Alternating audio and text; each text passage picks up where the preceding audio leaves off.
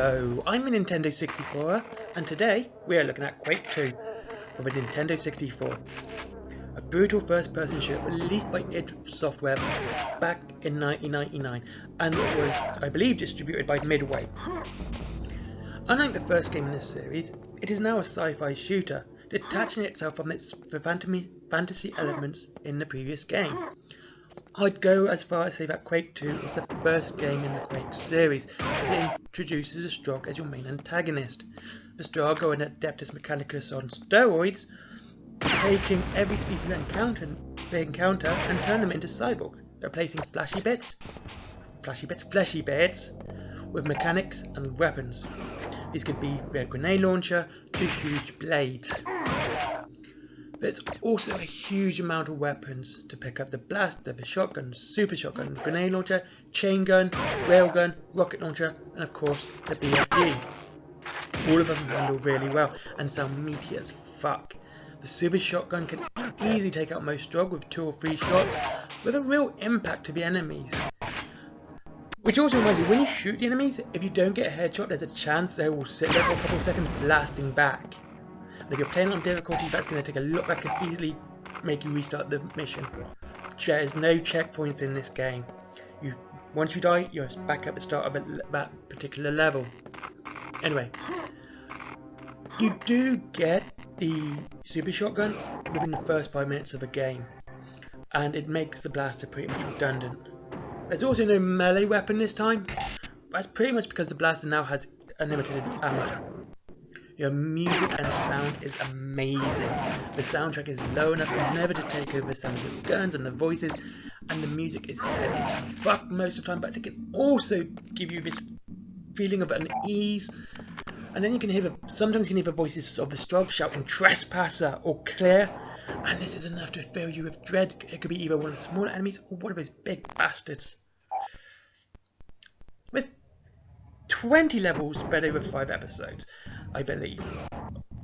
I think so. I'm pretty sure on that one, actually. Some are actually from the PC mission packs. But as I mentioned earlier, it is now more sci-fi than the original. This has decreased the variation aesthetically in the design to mostly military bases, more than anything else, but there's still plenty of variation in the actual layout of a level, so you never feel like you're playing the same level twice. I really love Quake 2, and it is one of the best first-person shooters on the Nintendo 64. Honestly, it's better than Goldeneye. It does have one fault, it really does bug me. You use the analog stick to aim, but it can be twitchy as hell, making your turns far too quick when you're trying to aim. The original Quake used the Goldeneye control scheme. They're using the stick to move and the C button, and press R and the C buttons to aim, I believe. But Quake 2 uses the turret control scheme where you use the C buttons to move and you use the stick to aim. This is a much better control system for first-person shooters. Let's continue before I really go on a tangent then. The graphics have improved from the previous game. The Strogg have some defined features with some real threatening movements. But I can't get out of my head that your hand looks kind of out of place. It looks like pixel art of polygonal weapons and, hands. It looks out of place with the rest of the game. But like the whole stick, it's a bit of a nitpick at best, and I soon forgot about it. When I was younger, I rarely played on hard, usually setting for medium, and I found Quake to be a bit lackluster and never provided all that much interest. It would go from pretty simple, then there'd be a massive difficulty spike. Now going back and playing on hard, it seems more level. It's hard, but the curve is gentle. It doesn't have huge spikes in difficulty like it would in medium. Usually you dying is your fault and the game is out to punish you for that. But it always drags you back. To me, this is a sign of a good game, where dying isn't a deterrent but makes you want to go back and go further and constantly go on and keep moving until you finish it.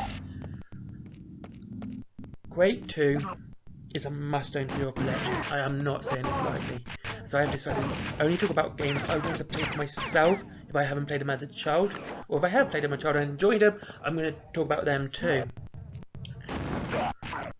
And Quake 2 is an amazing experience. with plenty of action and gore, and the sounds amazing. This is a game you need to buy for your collection, whether it's on the PS1, whether it's on the Nintendo 64, or even if you're into old retro PC games. Honestly, buy this game. It's great. I never even